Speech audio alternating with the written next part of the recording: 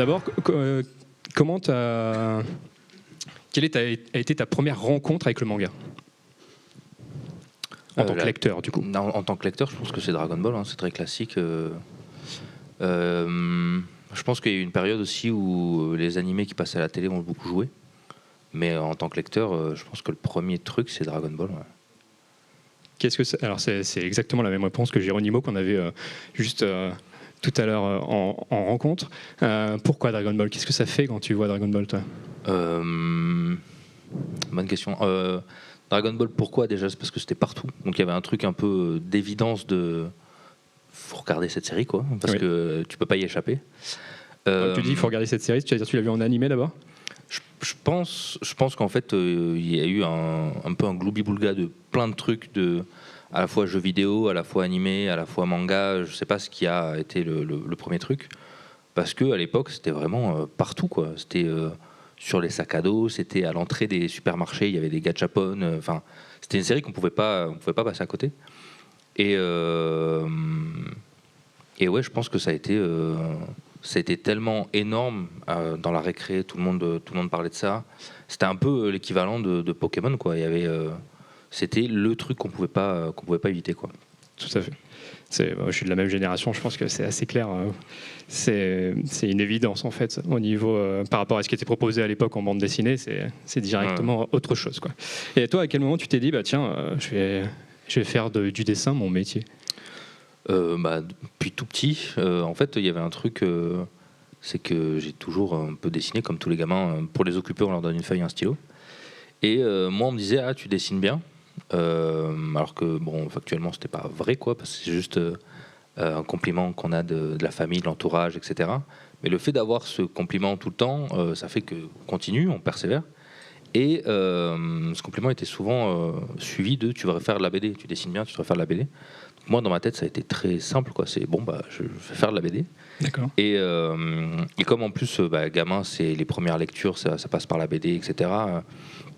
Il y a eu plein de lectures que j'aimais bien. Je me disais, c'est cool de me dire que je peux faire ça, quoi. Donc c'est venu ouais, très tôt. Et le manga en soi, c'est venu peut-être un peu plus tard, mais la BD au sens large, c'est venu assez tôt. Ouais. D'accord.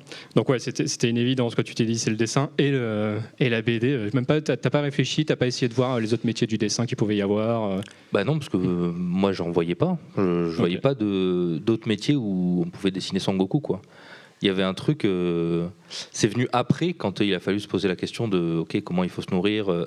La BD c'est peut-être un peu compliqué et tout, et que là il y a eu la question de l'animation, de peut-être faire des études d'anime et tout. À un moment je me suis posé la question, mais je suis pas allé là-dedans. Mais sinon non, ça a été BD direct, quoi. D'accord. Et du coup, tu nous as parlé de Dragon Ball, et au fur et à mesure, du coup, tu grandis. C'est quoi tes bandes dessinées ou tes auteurs qui t'ont le plus marqué en dehors de Dragon Ball et Toriyama, du coup ? Au-delà du manga, il y avait quand même Astérix. C'était Astérix ou Titeuf, qui sont quand même pareil, des trucs qu'on peut pas éviter, quoi, que j'aimais beaucoup. Et après, ça c'est un peu, comme je disais, il y a eu Pokémon, il y a eu Yu-Gi-Oh, il y a eu après évidemment Naruto, One Piece, pas My Hero Academia, c'était plus tard, Aishid 21. Donc il y a eu un peu tous ces trucs-là. Death Note aussi, c'était vraiment important à cette période-là. Aujourd'hui, on l'oublie un peu, mais c'était vraiment un gros truc, quoi. Donc ouais, il y a eu ces trucs-là. Et du coup, tu grandis, tu arrives, tu as un stage de 3e à Toulouse que beaucoup peuvent t'envier, je pense. Tu arrives dans un atelier d'auteur, et dans cet atelier, il y a Tony Valente. Ouais. Qu'est-ce qui se passe dans ta tête là quand... En fait, Tony Valente à l'époque je le connais pas, il n'a pas encore fait Radiant, il est sur une nouvelle série qui s'appelle Anatori, mais elle n'est pas encore sortie. Donc en fait c'est même pas lui qui gère mon stage, c'est un autre auteur, c'est un atelier où il y a 6-7 auteurs. Et moi le seul truc c'est que je rencontre des gens dont c'est le métier, et ça c'est vraiment assez fou. Et en fait je suis émerveillé dès que je suis dans cet atelier, je suis en mode mais ils sont payés pour dessiner, c'est trop chouette, quoi. Et pour l'anecdote, le stage doit durer une semaine. En plein milieu, je me pète la cheville. Du coup, je peux pas finir le stage. D'accord. Et il y a un truc du coup, on est resté en contact avec Tony. Il y a eu un truc de je me pète la cheville. Du coup, il y a un peu d'empathie qui se crée oh le pauvre. Du coup, il m'envoie un mail. On peut échanger par mail. Et après, pendant quelques années, j'ai pu lui poser des questions et échanger au travers sur la question du dessin, de la BD, etc. Donc ça a été assez cool. Ouais. Ok, donc tu es enfant, tu dessines, tu fais ce stage, tu te dis je vais faire de la bande dessinée. Comment tu te formes à la bande dessinée? Wow. Je suis encore en train de me former. C'est un métier. Oui, non, mais pour arriver là où tu en es là aujourd'hui, on va dire. Je pense qu'il y a beaucoup de trucs qui se trouvent sur Internet. Ça a pas mal joué, notamment des forums à l'époque comme Café Salé ou comme CQFD qui étaient vraiment des mines d'or pour avoir des infos concrètes sur comment bien faire ce taf. Là où aujourd'hui, maintenant, il y a tellement d'infos qu'il y en a des fois qui sont pas bonnes, quoi. On a des gens qui vont se spécialiser dans donner des cours sur Instagram ou quoi, sauf que c'est que des mauvaises... Enfin, c'est des gens qui dessinent pas, déjà c'est des gens dont c'est pas le métier. Et donc ça, c'est un truc aujourd'hui où il faut faire plus attention, alors qu'avant, sur Internet, c'était vraiment sur le forum CQFD, la personne qui gérait ça, elle avait fait les Gobelins, elle avait été prof aux Gobelins, et après elle a bossé, je crois, à Pixar ou à Disney, donc il y a quand même un bagage technique sur lequel on peut s'appuyer, quoi. Et aujourd'hui, ouais, il y a un peu plus de... Bon, j'ai jamais rien fait, mais je vais vous donner des conseils, c'est un peu plus compliqué, quoi. D'accord. Donc là, vous voyez un dessin en direct. On parlera dessin après ces premières questions. En direct, pas du tout en direct, hein, ça a accéléré, il dessine pas aussi vite, hein, bien sûr. Mais voilà, ça serait pratique. Mais bon, non. Donc on avance dans le temps. On arrive en 2015 et pardon. En 2015, il y a cette bande dessinée que tu sors en auto-édition sur Ulule. Tu dépasses les 100% et du coup, tu peux la faire. Qu'est-ce que tu gardes de cette époque en tête? En fait, depuis que j'ai rencontré Tony quand j'avais 14-15 ans, après, vers 16 ans, je me suis mis à... En fait, comme ce stage, ils m'ont expliqué comment démarcher des éditeurs à partir de 16 ans. J'ai envoyé des dossiers à des éditeurs et un peu plusieurs dossiers par an. Sauf que justement cette période-là, c'était un peu la période où je me disais mais c'est chiant les dossiers parce que je fais pas de BD. Je propose des plans, je propose des histoires, des idées, mais concrètement il n'y a pas de début, il n'y a pas de fin à l'histoire. Et c'était une période où je faisais du fanzina et je voyais que il y avait ce truc de financement participatif. Et que des gens arrivaient à financer et que ça donnait un truc de... Au moins, il y a un bouquin en main, donc je me suis dit, je me lance. Je crois que le financement, je l'ai préparé en une semaine ou deux. Je l'ai mis sur le site et j'ai réussi à avoir les 100%. Et ça m'a permis de faire ma première BD avec un début, un milieu et une fin. Et ça, c'était plutôt chouette. Donc c'est un style complètement différent de ce que je fais maintenant. C'était justement ma question, et c'est totalement différent. Là, on est quasi sur... À l'époque, c'était un peu la mode des notes de blog, quasi. Ouais, carrément. C'était un peu l'idée. Moi, j'aime beaucoup changer de style quand je fais un projet, avoir un style de dessin qui correspond au projet en question.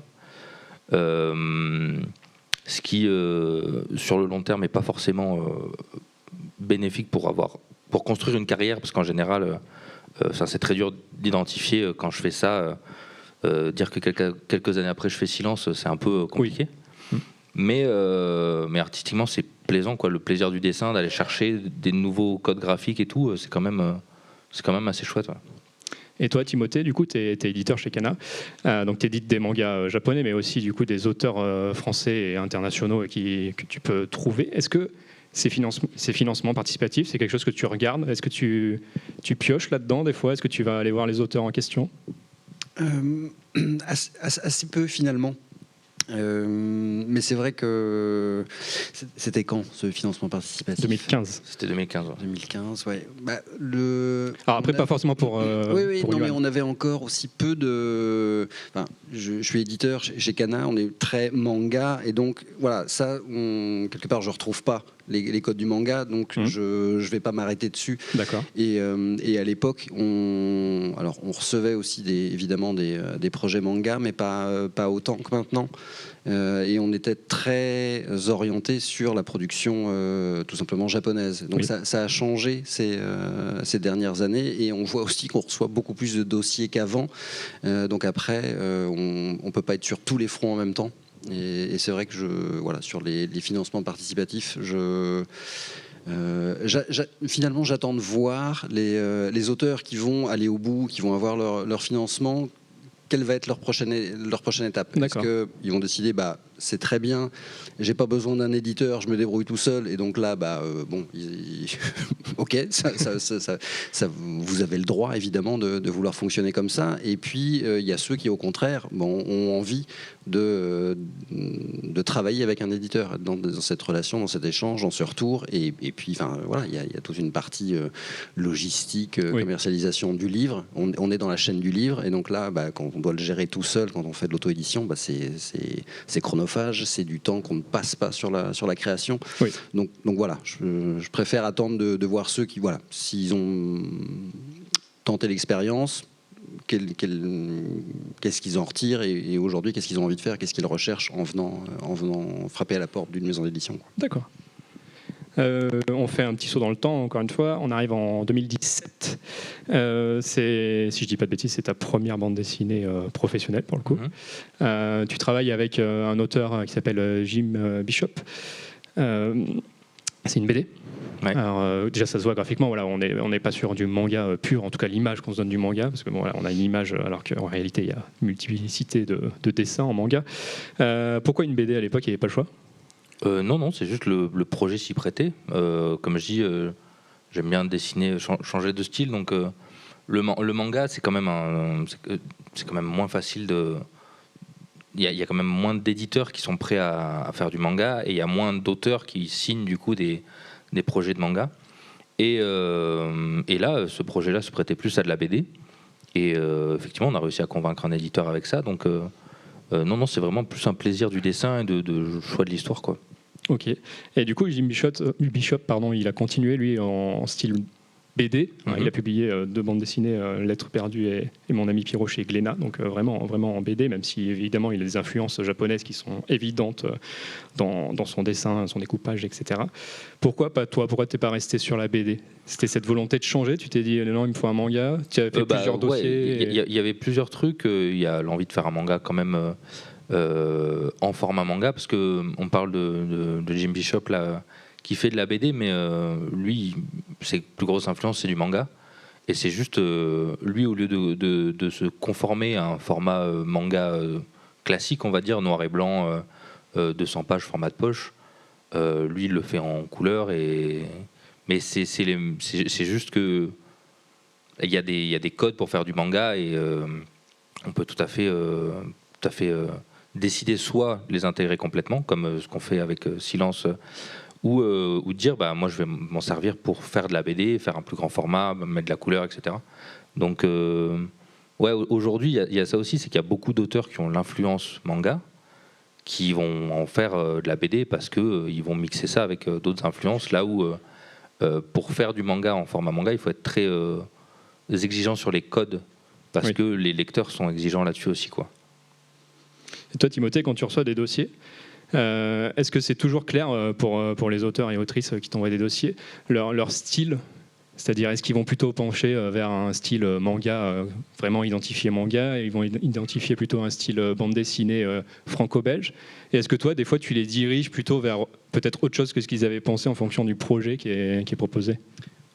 Est-ce que tu as une influence là-dessus? Est-ce que c'est important? Effectivement, quelquefois on reçoit des dossiers où c'est clairement pas un projet manga dans le sens avec les codes du manga dont parlait Johan à l'instant, et donc là je leur dis désolé, mais ça n'aura pas, le projet ne trouvera pas sa place dans notre catalogue. Il n'y a pas un endroit où il sera pertinent, donc on les renvoie vers d'autres maisons d'édition. Mais je constate quand même que on a de moins en moins souvent ce type de projet qui nous arrive. Voilà, je pense que c'est aussi un peu plus entré dans la tête des aspirants auteurs manga. Enfin, ils ont identifié les maisons d'édition qui font du manga, ils connaissent les catalogues, et donc voilà, on a moins ce genre de cas de figure qui se présente sur la table. Mais je voulais revenir sur ce que disait Johan tout à l'heure, quand il disait je continue d'apprendre. Et c'est peut-être ça une des leçons importantes pour les jeunes auteurs qui se lancent, c'est votre premier projet. à moins d'un miracle ou d'être un génie, ce ne sera pas le projet parfait d'entrée de jeu. Et c'est une carrière, ça se construit. Vous allez apprendre tout au long de votre carrière. Et voilà. Et la planche sur laquelle vous êtes est moins bonne que la suivante, et ainsi de suite. Il y a effectivement cette démarche, je crois, qui est importante à entendre d'apprentissage et de progression et de carrière qui se construit. Comme tout métier créatif, finalement, on évolue. Et c'est ça c'est là-dessus que le manga est assez intéressant, parce que comme ils font peut-être plusieurs milliers de pages par an, peut-être au moins 1000 pages par an. En fait, dans le premier tome d'une série et le dernier, on voit toujours une évolution assez marquée. On prend les premiers tomes de Naruto ou les premiers tomes de Slam Dunk, ça n'a rien à voir avec ce qu'ils font à la fin. Et ça, c'est assez chouette de dire, en fait, des auteurs comme ça qui sont quand même importants, qui ont fait des séries marquantes pour énormément de gens. En fait, ils étaient encore en train d'affiner leur taf, et ils continuent encore de le faire. Donc, c'est assez chouette. Ouais. Tout à fait. Et pour rebondir là-dessus, justement, j'avais une question. Tu as fait une série en 3 tomes qui n'a pas été publiée. Tu peux nous en dire plus ? Oui. Donc voilà, ça veut dire qu'on peut faire 3 tomes, c'est-à-dire grosso modo 600 pages, 500 à 600. Et pourquoi ? Qu'est-ce qui s'est passé Ça, c'est à voir avec les éditeurs. Il y a eu un souci de leur côté. C'était pas Kana, hein, je précise. Non, c'est une série qui a été signée avec un éditeur. L'éditeur a eu un souci de son côté. Et du coup, ma série est passée à la trappe alors que les 3 tomes étaient finis, quoi. Donc, c'est des choses qui arrivent. Et tu l'as pas reproposé à quelqu'un, à un éditeur Je l'ai proposé Suivez mon regard. Je l'ai proposé à Kana, qui ne se retrouve pas dans ce projet-là, ce que je peux comprendre. Oui. Mais je ne l'ai pas proposé à d'autres éditeurs. Je me suis dit, avec Kana, ça pourrait être sympa parce qu'on bosse ensemble, et ça ne me demande pas de me réinvestir dans un truc, de faire un dossier, etc., pour le proposer à des éditeurs.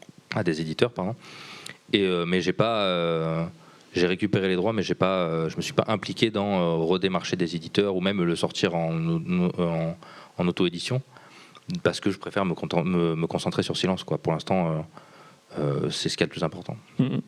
Ok, donc on continue dans le temps.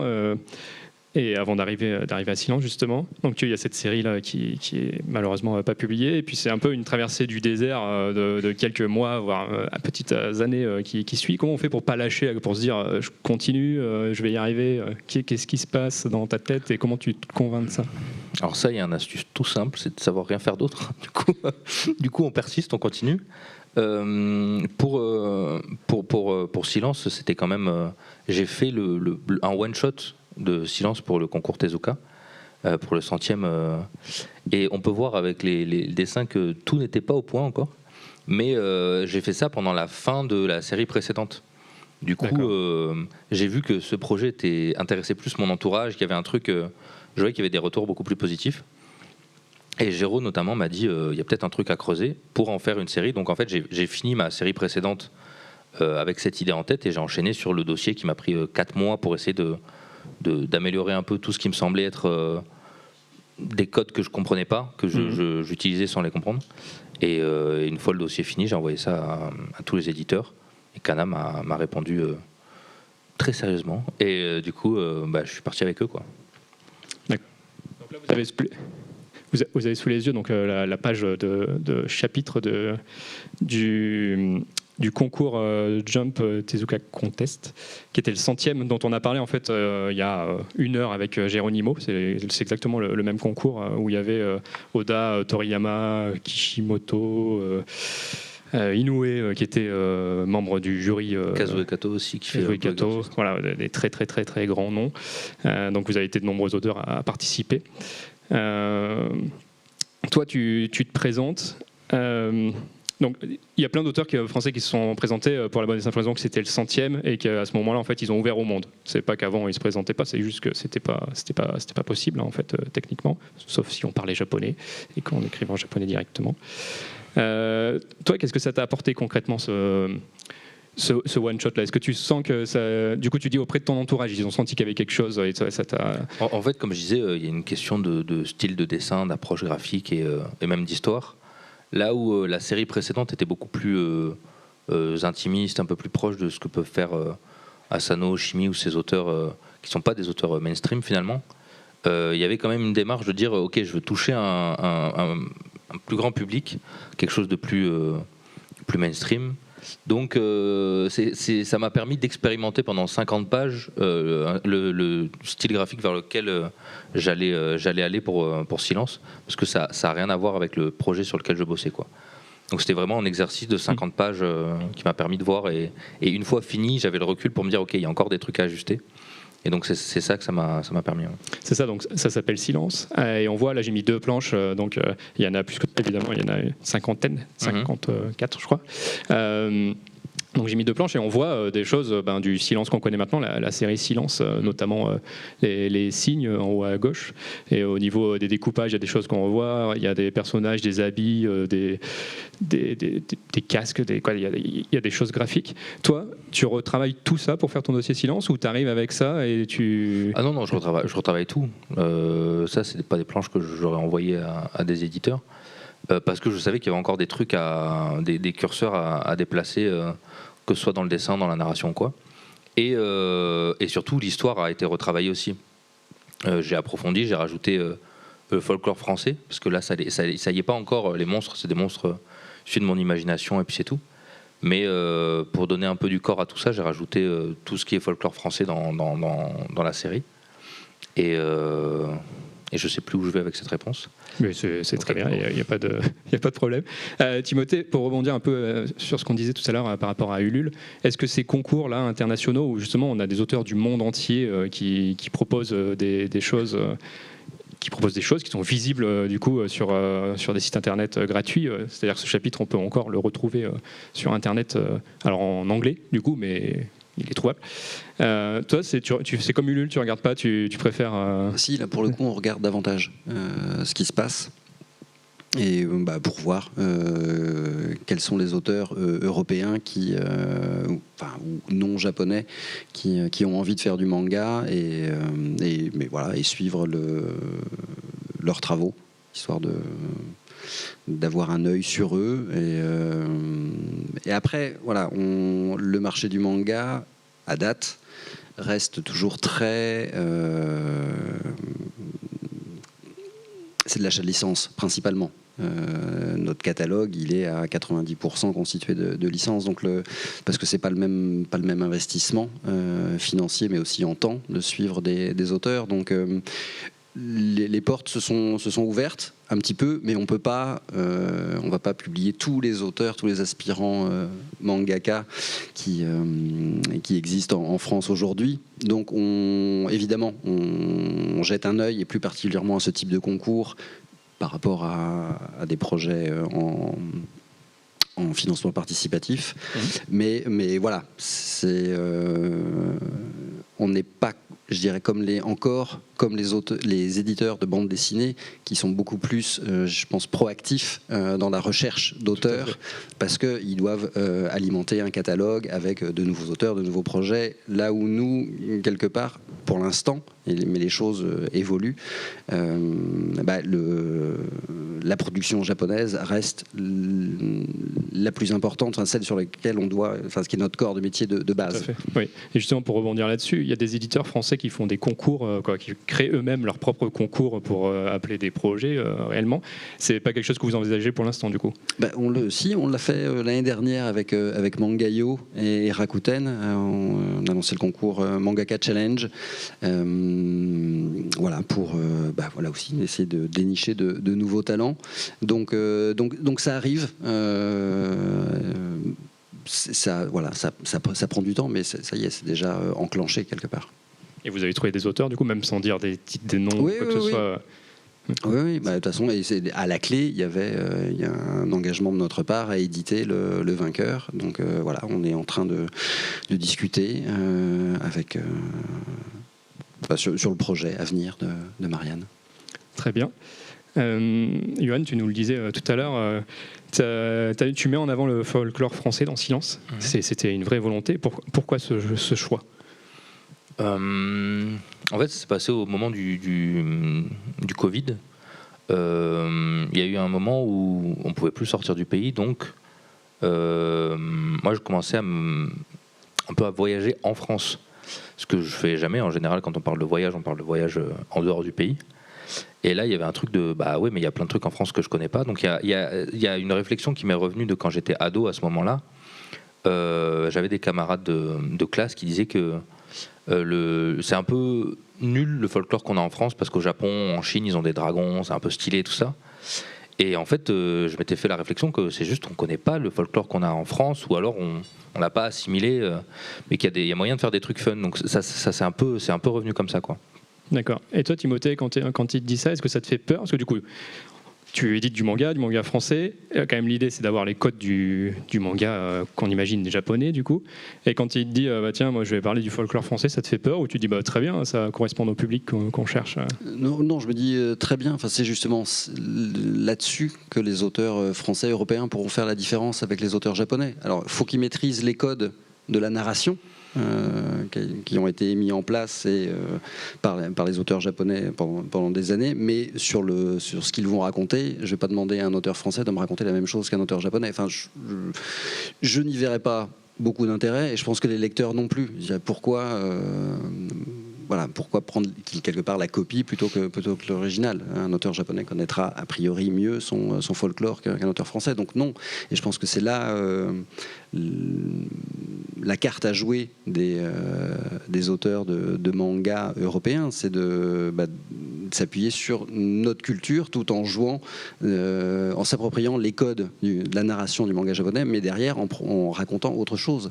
Et de la même manière que le Japon est très fort pour s'approprier des éléments des autres cultures et leur travailler et en proposer quelque chose de génial derrière, oui, on est tout à fait capable de le faire aussi dans ce sens-là. Donc allons-y.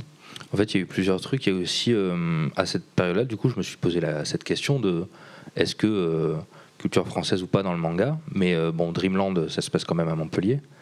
Et au Japon, ils font vachement ça. Notamment, si on regarde le taf de Boichi, c'est l'histoire qu'il raconte dans Sunken Rock, c'est des Japonais qui partent en Corée. Toute l'histoire se passe en Corée. Il parle de sa culture, il parle de la bouffe, il parle de la mafia coréenne aussi, mais il parle de sa culture à lui qu'il exporte du coup au Japon.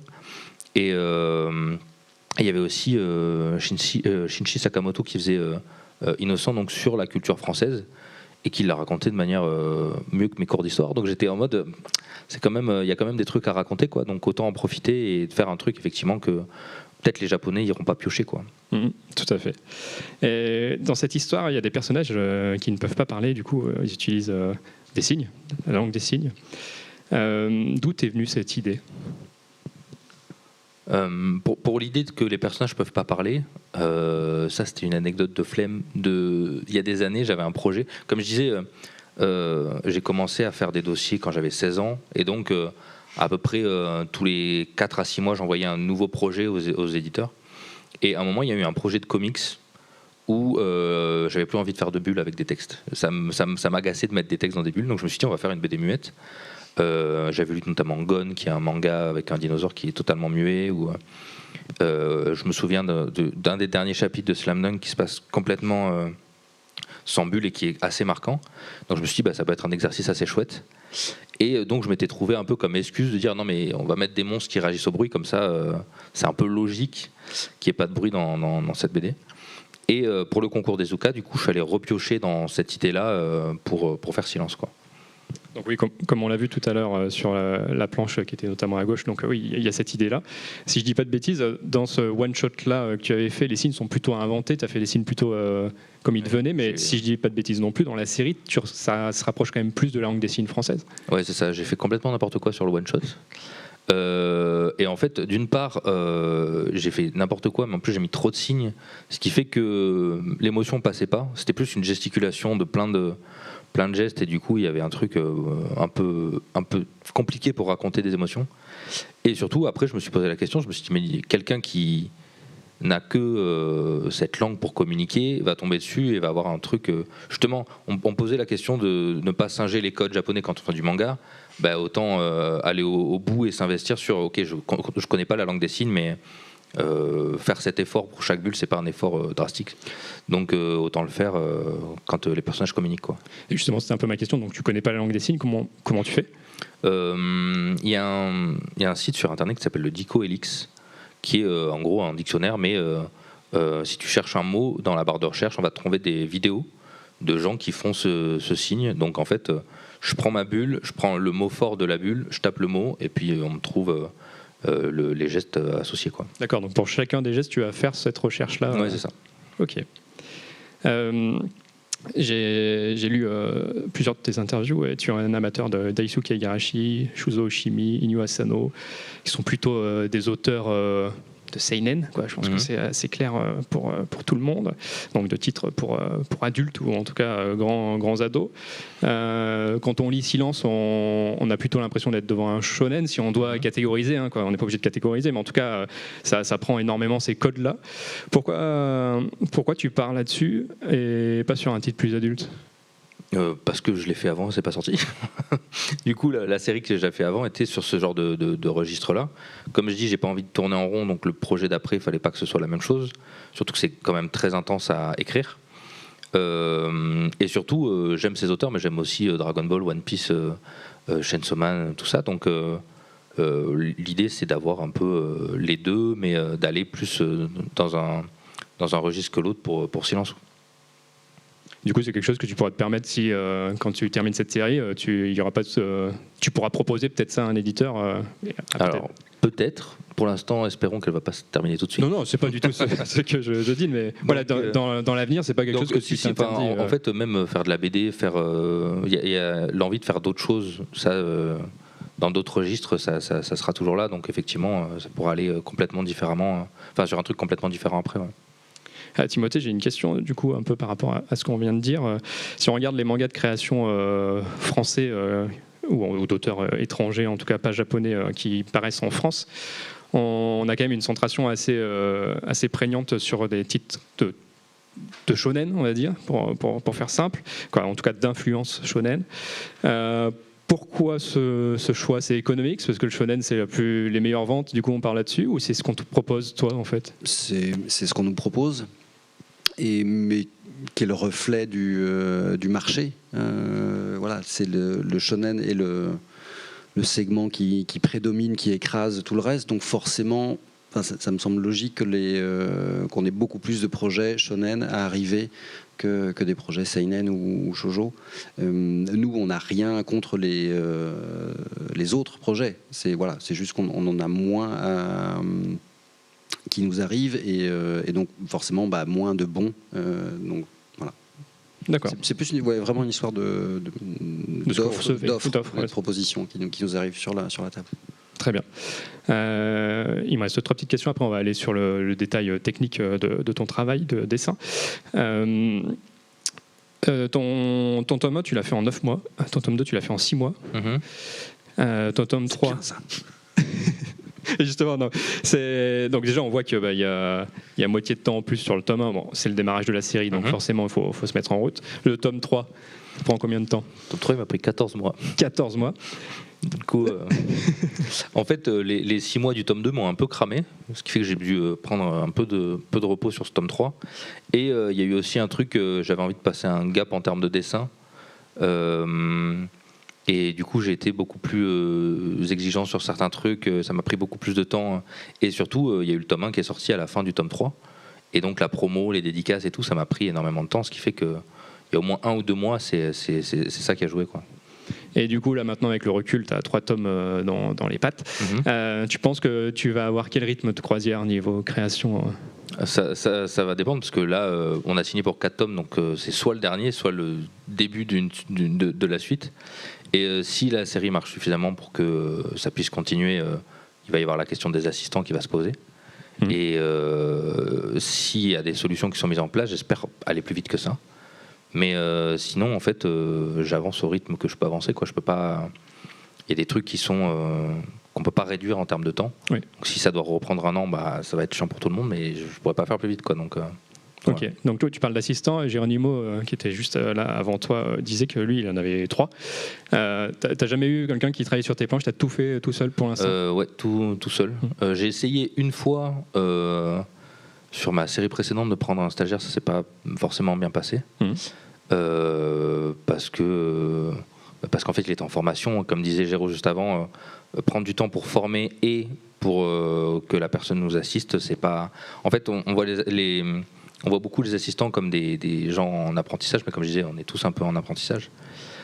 Mais s'ils doivent avoir une formation pendant qui nous aident, en fait, on ne gagne pas du tout de temps. Eux, ils y gagnent parce qu'ils gagnent en formation, mais nous, on ne gagne pas de temps. Du coup, c'est pas hyper rentable pour la série, quoi. Et à court terme, à moyen terme. À moyen terme, je pense que tu gardes l'assistant que tu vas former. C'est ça. Effectivement, je pense qu'à moyen terme, il y a aussi ce truc de les assistants partent pour proposer leur projet, quoi. Mais c'est une question, je me permets, qu'on a effectivement une discussion qu'on a avec les auteurs avec qui on travaille sur pour essayer d'avoir un rythme plus soutenu. Est-ce que vous avez réfléchi à travailler avec des assistants? Et au départ, c'est pas forcément évident pour eux d'identifier. Mais qu'est-ce que je leur donne? Qu'est-ce que je vais leur confier? C'est mon bébé, c'est mon projet, donc j'ai pas forcément envie qu'un autre vienne mettre son nez dedans. Donc voilà, il y a aussi, je pense, un apprentissage là aussi de la part des auteurs français par rapport à cette histoire de travailler avec des assistants ou pas, et de déléguer une partie du travail. Finalement, c'est nouveau.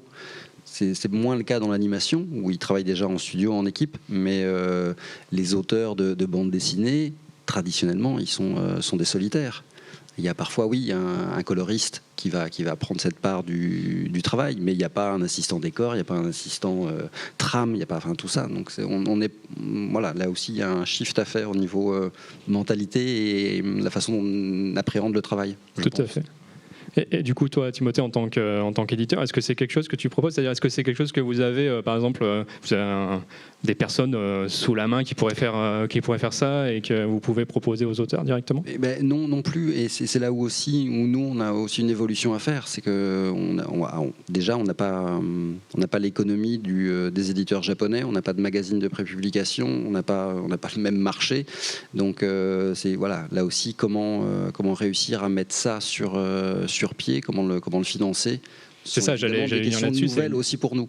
C'est ça, au niveau terre à terre aussi, ça veut dire que c'est de l'argent. Il faut payer. Ça veut dire soit tu prendrais sur une partie, soit tu négocies avec ton éditeur qui est quelque chose qui soit fait au niveau assistanat. Non, mais voilà, ça veut dire que dans le modèle, il y a peut-être quelque chose à penser. Et puis même aussi dans l'aspect pratique. Au Japon, ils travaillent beaucoup. Les assistants sont dans l'atelier de l'auteur, ce qui n'est pas forcément facile pour tout le monde. Donc mais heureusement, avec Internet, il y a peut-être d'autres solutions qui peuvent se mettre en place. On a testé sur Droners avec Nicolas David a travaillé avec Thibaut comme assistant sur les tomes 1 et 2, et donc c'était ils travaillaient à distance, donc il a fallu qu'ils trouvent leur modus operandi, et in fine et ça a permis de former Thibaut qui a pris le dessin du tome 3 à sa charge entièrement, pendant que Nicolas basculait sur le scénario. Très bien. Timothée, j'ai une autre question pour toi. En général, les éditeurs de création en manga, donc on part sur une série, on fait ce qu'on appelle du frigo, on met de côté des planches, plein de planches pour avoir des tomes d'avance. Là, sur Silence, on voit, il y a le tome 2 qui est sorti là, ou qui va sortir sous peu, je n'ai pas la date exacte. Demain. Oui, on est jeudi, la date officielle c'est demain. Ouais. Et le 3 vient d'être fini, c'est-à-dire que sur cette série, il n'y a pas eu énormément de frigo. Pour quelle raison? C'est-à-dire que vous... allez-y. Le ressenti. Pour moi, il y a eu énormément de frigo. J'étais sur mon tome 3 quand le 1 est sorti, donc j'avais... ça faisait 1 an et demi ou 2 ans que le tome 1 était fini quand il est sorti. Donc il y a un truc hyper frustrant de ne pas rencontrer son public, de ne pas savoir ce qu'ils en pensent, de dire ça se trouve ça va être un four complet et tout le monde va détester, et moi je suis là à bosser sur mon tome 3. C'est long quand même. Donc c'est quand même... Oui, au niveau créatif, j'entends. Mais c'est vrai qu'après l'éditeur est un peu obligé, s'il veut garder le rythme, parution assez proche, même si on n'y arrive jamais à avoir le même rythme que les Japonais. Oui, au début, on peut avoir un rythme de parution assez proche, mais au bout d'un moment, le frigo il est vide. Donc, voilà, mais effectivement, on est dans cette problématique-là, et c'est là où il faut qu'on évolue et qu'on trouve des solutions ensemble, auteurs et éditeurs, si on veut effectivement accélérer sur la création en manga en France. Si je dis pas de bêtises, vous me l'avez dit. Il y a 4 tomes qui ont été signés sur cette série. Donc le 3 est terminé. Ça veut dire que Yoann se lance sur le 4 et apparemment il a tout le tome 4 de ce que j'ai lu sur les réseaux. Ça veut dire que là il se lance sur un tome conclusif, ou est-ce que vous déjà vous avez déjà en tête l'idée que ça puisse continuer ou pas? Alors nous on a envie que ça continue. Après il faut que les lecteurs soient d'accord avec cette envie-là et qui nous accompagnent. Donc c'est un peu le tome 2 qui est le juge de paix. C'est un terme un peu fort, mais c'est là où on voit, voilà, est-ce que ils ont accroché sur le tome 1 et ils reviennent, ils ont envie de découvrir la suite. Et c'est un peu voilà, les résultats du tome 2 qui nous font dire, bon, ils sont là, ils ont envie, donc on peut ouvrir la porte à une suite, ou non, malheureusement, il vaut mieux fermer l'histoire et puis repartir sur un autre projet derrière. Voilà, on travaille pas non, bien sûr, mais pour du coup, concrètement, pour Yoann, là, pour tous les auteurs en création, ça veut dire qu'il sera au courant quand il aura du coup avancé le tome, qui pourra peut-être changer en fonction des résultats du 2. Vous arrêtez les résultats à partir de quel moment vous dites, bon, ok, il a fait une bonne première semaine, c'est bon, ou il faut regarder 2, 3, 4, 5 mois? Non, entre 2 semaines et 5 mois, c'est toujours difficile, parce que en fonction de la période où le titre sort, quel moment de l'année, voilà, s'il y a des vacances scolaires ou pas, c'est des paramètres qu'il faut essayer quand même d'avoir un peu dans un coin de sa tête. Mais grosso modo, 3 mois, on commence à avoir une bonne vision de comment les choses se passent sur le tome 2. En fait, c'est aussi pour ça que je disais que le frigo qu'on a eu était un peu trop long, dans le sens où là, la question se pose pour le tome 4, qui est censé être le dernier. Oui. Et en fait, j'ai un moment de battement de je sais pas. Moi, je suis parti du principe qu'on continuait en essayant d'être optimiste, mais si j'étais encore sur le tome 3, la question ne serait pas posée, j'aurais écrit mon tome 4 en ayant cette réponse. Oui. Là, si on me dit dans 2 mois, on va dire qu'on s'arrête au tome 4, tout le storyboard que j'ai fait pour le tome 4, je vais le mettre à la poubelle et recommencer. Donc c'est peut-être pour ça qu'il y a ce battement-là qui est un peu long. Mais en fait, on ne peut pas faire autrement. La série, si elle ne trouve pas son public... Et nous aussi, on apprend aussi en tant qu'éditeur pour le coup de création et pas de licence. Une licence, on sait, il y a 10 tomes devant nous. Au Japon, on peut partir sur tel rythme de parution. Là, on apprend avec les auteurs, voir qu'est-ce qui fonctionne, on teste, est-ce qu'on fait des sorties très rapprochées, tome 1, tome 2, et puis on espace, et voilà, essayer de trouver le bon réglage, avec aussi évidemment leurs contraintes à eux de rythme de production qui est pas évident. Quand on est tout seul sur 200 planches, ça se fait pas d'un claquement de doigts. Tout à fait. Et du coup, tu les envisages comment, toi, ces 2-3 mois de battement qui vont arriver? Tu vas quand même pencher sur ce que tu as déjà fait Oui, moi je continue, surtout que les retours sont plutôt positifs, donc j'essaye de me dire que ce sera suffisamment positif pour qu'on continue. Mais tant qu'on n'aura pas signé le contrat, c'est con, mais il y aura toujours un petit stress de dire, je garde en tête la fin alternative que j'avais prévue, quoi. Très bien. Alors, si vous voulez bien, on va passer plutôt maintenant au niveau... c'est pas ça, c'est ça. Au niveau création, à proprement parler. Donc, tu nous as fourni de nombreux fichiers, dont des dessins en accéléré que vous avez vu passer déjà. Mais on va aller quand même... Quelque chose que je ne connaissais pas. Ah. On va aller dans l'ordre. Donc ça, c'est un carnet. On voit la spirale au milieu. J'ai pas tout pris. Il y en avait plein. J'ai essayé de prendre différentes choses. Donc là, par exemple, on a des personnages. Tu commences par quoi, toi? Tu commences les personnages, tu commences l'intrigue, tu commences... Encore une fois, ça dépend du projet. Là, le projet est venu de Lune, qui s'appelait pas Lune d'ailleurs dans le premier one-shot. Et la première histoire, je sais pas si on voit tout en bas, il y a... une silhouette à côté du personnage de Lune, c'était un chien, donc elle avait un chien. Et donc c'est venu de ce personnage-là recouvert de clochettes.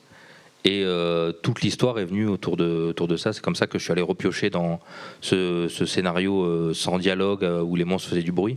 Je me suis dit, avec un personnage qui a des clochettes, ça peut être intéressant d'aller chercher là-dedans.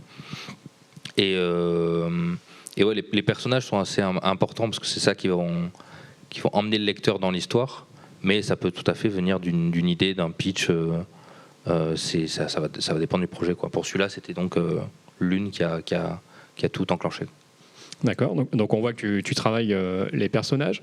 Dans le carnet, j'ai trouvé ça également. Alors ça doit vous rappeler quelque chose, si vous avez vu au début, c'était le dessin en accéléré qu'on a vu. Ça veut dire que tu as des poses clés, tu dis tiens ça c'est un truc que je vais faire et tu le gardes sous le coude pour le moment où ça sera bon. Ça, encore une fois, on peut voir que le design était un peu différent. C'était vraiment au tout début pour le one-shot. C'était une recherche, même juste une recherche de design et pas même de pose. Après, ça revient. Là, c'était peut-être involontaire. Mais voilà, il y a quelques idées. En fait, j'écris beaucoup à travers le dessin. Plutôt que de me mettre derrière un écran et de taper sur Word ou un truc comme ça. Le dessin est la base de tout, c'est quand même un média graphique, donc il faut que les choses passent par le dessin pour après raconter quelque chose, quoi. Et du coup, on voit à gauche là une recherche graphique vraiment d'un décor. J'imagine que t'en fais plein, quoi. C'est des choses qui peuvent après peut-être te servir quasi de bible, de dire tiens ça c'est une bonne idée pour cette scène. Tout ça, Timothée nous l'a dit tout à l'heure, tu le vois pas toi, ça fait pas partie du dossier qu'on t'envoie en général. Non, voilà, là je le découvre en même temps que vous. Donc dans le dossier c'est beaucoup plus abouti. Alors parfois il peut y avoir quand même au niveau des personnages, des recherches et quelques éléments de décor, mais il y a évidemment toute une partie du travail de recherche que font les auteurs en amont qu'on ne voit jamais. Et est-ce que toi, tu as ton mot à dire là-dessus ? Est-ce que tu te permets d'avoir ton mot à dire ? Tu te dis, le design de ce perso, ça va pas, les choses comme ça, ou tu laisses les auteurs en général plus libres, comme des auteurs français de franco-belge, quoi ? Si je tique sur un élément de personnage, je le dis. Après, voilà, l'auteur n'est pas forcément d'accord et on va en discuter. Mais si... on peut dire, par exemple, que quand j'ai envoyé le dossier, l'âme, tu avais des petites réticences sur le design. Oui, ça commence à être loin maintenant, mais oui, c'est vrai, par rapport à voilà, ces bois, ces cornes, comment ça arrivait. Et donc voilà, en tout cas, je pose la question, je me dis tiens, est-ce que... Donc ça a été entendu, ça n'a pas forcément été modifié pour ça, mais il y a des fois, en fait, c'est aussi ça, c'est que en tant qu'éditeur, des fois, il y a des retours qui sont faits que l'auteur n'a pas envie d'entendre. On a passé des heures sur un dessin et peut-être tu peux le refaire entièrement. Bon, c'est sympa, mais effectivement, l'exercice, c'est ça, c'est d'encaisser, d'attendre, de réfléchir, de voir si effectivement c'est pertinent ou pas. Moi, pour le design, je savais où j'avais envie de l'amener avec l'histoire, donc, et puis même le trait s'est affiné, j'ai maîtrisé un peu mieux le personnage. Mais pour certains décors ou quoi, là par exemple sur le tome 3, il y a une double page de décors. On m'a dit bon, peut-être celui-là, faudrait que tu le refasses. Et c'était chiant, mais après le résultat était mieux. Donc c'est l'avantage d'avoir un éditeur aussi, et de ne pas être en auto-édition comme on avait vu pour le premier projet. Oui, carrément. D'avoir ce retour direct. Mais, et puis l'édition n'est pas une science exacte, donc personne n'a la science infuse et c'est ça qu'il faut faire, c'est ça pour que ça marche. Donc on est plutôt en mode, on pose des questions, on émet des réserves, et on essaye de discuter avec l'auteur, voir voilà. T'as une position de premier lecteur en fait, toi. C'est ça. Oui, tout à fait. C'est ça qui est important, d'avoir l'œil extérieur, parce que des fois quand on est penché sur ces planches, on s'en rend peut-être plus compte aussi, forcément. Donc dans le même carnet ou d'autres, on a donc des détails sur les personnages, où on voit que tu essayes de trouver un peu ton personnage en allant dans le détail vraiment de ce qu'il porte, comment il porte, etc. Et on voit aussi ce qui est sur la droite là qui est intéressant. Tu testes des découpages, mais même pas forcément sur une scène, on a l'impression. Alors il y a des petites choses écrites, on voit que tu as mis les rectangles, j'imagine que c'est les planches 2x2. Ça, c'est des trucs que tu fais régulièrement. Ça, en fait, c'est un peu la méthode que j'utilise pour écrire. C'est je me décompose mon chapitre. Donc là, je ne sais pas combien il y en a, mais j'imagine qu'il y en a 55. Et je me mets les grosses infos qu'il va y avoir dans ces doubles pages. Voilà, comme ça. Donc ça, c'est pour le tome 1. Donc là, il y a le chapitre 1 qui est découpé comme ça, avec les grandes phrases, les grandes parties donc les scènes. Donc on voit, il y a des doubles pages, il y a des scènes de 6 pages et tout, quand je pense qu'il va falloir plus de temps. Et en fait, ça me permet, au lieu de travailler sur tout un chapitre d'un coup, de travailler sur 2 doubles pages pour avoir un truc un peu plus construit. Et justement, en fait, la vraie difficulté avec le manga, c'est qu'on peut prendre de la place, et donc on a tendance à en prendre trop. Et il y a le souci inverse, c'est de vouloir trop en mettre parce qu'on est sur une série française. Du coup, on veut montrer à la fois aux éditeurs et au public que je raconte des trucs, donc restez avec moi. Mais du coup, ça devient trop brouillon. Donc l'idée de découper ça par double page ou par scène de 4 ou 6 pages, ça permet de jamais être débordé par sa narration. Parce que là où ça fait plaisir, c'est de dire ok, je vais prendre 2 doubles pages où il va y avoir un seul coup de poing, et puis à la fin, ton chapitre, tu es obligé de le rusher parce que tout n'est pas rentré, donc c'est moins lisible, quoi. Donc ça, c'est ta première étape, quoi. C'est-à-dire c'est sans dessin, c'est vraiment là je vais raconter ça. Et toi, tu le vois pas ça, Timothée, pour l'instant? Non, moi pour l'instant, je pas encore ça. Après, tu arrives sur ça, qui est donc une sorte de Rauf des pages auxquelles tu avais, par exemple, là, on avait les premières pages, on avait un petit texte qui disait il se passe ça. Et là, on se retrouve du coup sur les premières pages. On a en haut à droite la page de chapitre, en haut à gauche la première page, et en dessous, on a les pages du coup 2 et 3 du chapitre. Donc là, c'est ton premier jet. Ouais. Du coup, tu es parti de ce que tu as écrit, tu décides ça. C'est ça. Et là, comme on peut voir, je ne sais pas si tout le monde a lu le tome 1, mais dans le tome 1, les 3 premières cases qu'on voit en haut, c'est elles qui font toute la page. Et les 2 cases suivantes, elles sont sur les pages d'après. Parce que justement, c'était trop dense, il y avait trop de texte et tout. Donc ce passage-là permet de voir si effectivement ce que j'avais envie d'y mettre rentre bien dans cette page unique, ou s'il faut que je déplace certains éléments après. Et donc ça va être l'étape suivante. Donc ça, c'est encore quelque chose que tu fais tout seul, tu montres pas pour l'instant, ça? Ah non, mais de toute façon, je pense qu'il ne comprendrait pas. Là, c'est illisible, quoi. Donc moi, je comprends, et après, quand on a lu le tome, peut-être qu'on peut comprendre, mais sinon, c'est hyper brouillon, et c'est mal écrit en plus, donc... Ok. Donc après cette étape, on arrive à ça qui est déjà plus lisible, on va dire. C'est ça que j'en vois.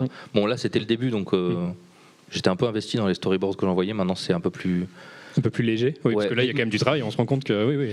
Mais c'est aussi parce que maintenant on se connaît avec Timothée, il sait, j'imagine qu'il sait plus facilement lire les storyboards, et là j'étais obligé de faire ça, de dire il faut que les informations ils les comprennent, quoi. Tout à fait. Surtout au départ, on n'a pas forcément encore bien les personnages, on les connaît pas aussi bien que Johan, donc voilà, c'est bien effectivement au début d'avoir un storyboard un peu plus poussé, et puis après on essaye de passer sur un rythme de croisière pour que ça prenne pas trop de temps. Donc un autre exemple, c'est la suite. Voilà, on a le premier jet là, et on a le crayonné des 2 planches ici. Là, pour le coup, pour les 2 premières pages, j'ai l'impression qu'il n'y a pas beaucoup de changements. Plus pour celle d'en bas, où non, même. Enfin, si, il y a quelques cases qui ont bougé, quoi, mais sinon. La proportion de ta dernière case. Ouais, c'est ça. Les proportions sont beaucoup plus. Sont bougées à cette étape-là, au moment du vrai storyboard, on va dire. Et puis on voit que tu as pris en compte la reliure aussi. Là, on voit que tu as une case en plein milieu de la planche que tu as enlevée. Tu t'es dit, forcément, on ne la verra pas. Très bien. Pour reprendre du coup les premières planches, j'ai remis là sur la gauche donc le storyboard, et là on a du coup les planches définitives que vous trouvez dans le livre que vous allez acheter en librairie. Toi, comment tu passes de ça à ça? Qu'est-ce que tu fais? Donc c'est validé par l'éditeur, il dit c'est bon, vas-y. Après, c'est vraiment c'est du travail, quoi. Tu t'assois et tu crayonnes, tu encres. C'est là que ça devient moins intéressant, parce que c'est plus créatif, c'est technique. Il y a un truc de il faut savoir dessiner, quoi, maintenant. Mais tu dis que toi tu trouves ça moins intéressant, et d'autres auteurs n'auront pas le même regard. Certains vont commencer à s'éclater maintenant, et sur toute la partie storyboard, ça les gonfle. Et pardon, je parle un peu de manière très familière, mais voilà, d'un auteur à l'autre, il y a des phases du travail qu'ils apprécient plus que d'autres, et ce ne sont pas les mêmes. Du coup, toi, c'est plutôt raconter l'histoire en fait qui te botte. Oui, clairement. Mais je pense que ça se sent. De toute façon, quand on fait une BD, je pense qu'on peut pas mentir. On voit certains auteurs, même, on voit sur quelle case ils se sont plus amusés que d'autres. Donc là, Là, moi, effectivement, le dessin, en fait, je m'applique, mais je prends moins de plaisir que quand je raconte et je fais le storyboard, quoi. Et pour aller sur un petit détail technique, tu travailles en numérique. Pourquoi le numérique et pas le traditionnel ? Parce que justement, le dessin, je prends quand même du plaisir au dessin. Hein. Je suis en train d'amoindrir tout ça, mais en fait, ça me permet d'être plus minutieux dans le dessin que je peux avoir en traditionnel. En tradi, plus tendance à aller vite, dire bon bah ça c'est fait, on termine. Là où le numérique, ça me permet de faire justement des couches de crayonner, d'améliorer petit à petit le dessin, plutôt que de dire ok, je plonge directement dans l'ancrage et là il faut que ce soit juste direct. Bah, je me dis je fais un premier jet, un premier ancrage on va dire, c'est pas bon, je refais par-dessus, je transforme cet ancrage en crayonné et je repasse par-dessus, quoi. D'accord. Tout à l'heure, on a eu Geronimo qui nous disait qu'il travaillait sur Clip Studio Paint. Tu travailles là-dessus aussi ? C'est un logiciel classique. Oui, c'est un super logiciel. Ouais. D'accord. Donc là, on est sur des planches noir et blanc, et évidemment, quand on est en manga, on va faire soit des pages couleurs, soit des couvertures, soit des jaquettes, soit les deux, hein, évidemment. Est-ce que tu abordes la chose de la même façon ou pas ? Au niveau travail graphique, vraiment au niveau du dessin. Non, parce que la couleur, j'en fais beaucoup moins. Du coup, je suis beaucoup moins à l'aise. J'ai beaucoup moins de. En fait, j'ai aucune méthode dans la couleur. Donc, je cherche, je teste des trucs, j'avance. Et ouais, du coup, c'est beaucoup plus long aussi. C'est-à-dire qu'une illustration comme ça, quelqu'un qui sait faire, il va prendre, je sais pas, une journée. Moi, ça me prend une semaine. Parce que moi, mon taf, c'est de faire des planches aussi. Donc, l'ancrage, ça va aller. Mais alors ça. Je passe beaucoup de temps là-dessus. Ouais. D'accord. Et on voit ce que tu disais tout à l'heure au niveau où on peut revenir certaines choses. Là, on le voit dans l'accéléré où des fois tu refais un petit peu, tu fais des tests. Ça a cet avantage-là d'avoir le numérique qu'on pourrait malheureusement pas se permettre, ou alors avec des retouches beaucoup plus complexes en traditionnel. Toi, Timothée, on sait que la jaquette, c'est un élément clé pour vendre un livre, hein, pour être très très clair. Tu as ton mot à dire, j'imagine, dessus. Tu donnes des idées. C'est Johan qui te donne les idées, tu pioches dedans. Vous faites à deux. On fait un ping-pong, parce qu'effectivement, là, on rentre dans la partie commerciale. De la chaîne du livre. Et donc, faut pas se louper. Mais encore une fois, on n'a pas la science exacte. Donc, généralement, on demande à l'auteur qui nous balance tous ces refs d'idées, d'illustrations, voir ce qu'il a en tête. Et puis, nous, on rebondit là-dessus avec plus le regard commercial ou... pour lui faire un retour par rapport à ça. Et on essaye après de se mettre d'accord sur le visuel sur lequel partir. Pour les couves principales, en général, j'envoie très peu de refs, parce que j'ai une idée très précise du truc. Pour la première couve, on a vu qu'il avait une torche en main, par exemple. Oui. Ça, c'était pas mon idée. C'est justement Kana qui a proposé un truc pour qu'on visualise un peu plus l'action. Moi, il avait la main tendue vers le lecteur, qui était peut-être un truc pas très compréhensible. Et c'était un peu chiant pour moi parce que c'était vraiment l'idée que j'avais dès le début, et pour moi c'était impossible d'en changer. Donc ça a pris un peu de temps pour que je... Quelle était l'idée sur ton dossier ?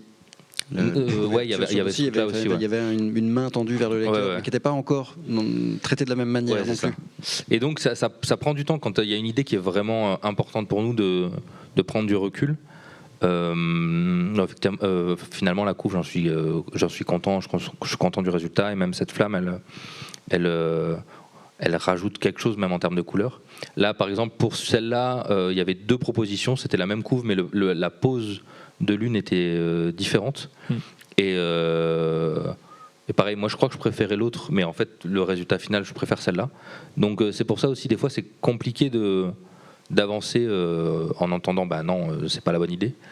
Et des fois il faut s'écouter, il faut dire non, moi j'en suis sûr, et puis de toute façon c'est moi qui dessine, donc oui. À partir de là on pourra rien changer. Mais faut aussi avoir ce truc un peu d'humilité, de dire en fait on est plusieurs à bosser sur ce truc, c'est pas moi qui mets les sous non plus. Donc il y a un truc où il faut réussir à entendre les raisons. Par exemple sur le titre, ça a été un sacré débat, parce que moi j'avais certaines envies qui n'étaient pas forcément possibles ou quoi, et du coup ça a pris énormément de temps de trouver le logo du titre, et pour réussir à se mettre d'accord, ça a pris du temps, mais c'est des ping-pong qui sont parfois houleux, mais au final on arrive à un résultat, on est content, quoi. Tout à fait. Et ben écoutez, on arrive pile, il est 13h30. Donc merci beaucoup pour tout ça. J'espère que ça vous a intéressé. Geronimo a donné le nom de sa chaîne Twitch. Est-ce que tu en as une par hasard J'en ai une, mais je ne vais pas dessus. Je ne me souviens pas du nom. Donc bon, ça va pas, du coup, voilà, ça va pas vous aider. Ben, merci beaucoup. On peut l'applaudir. Merci.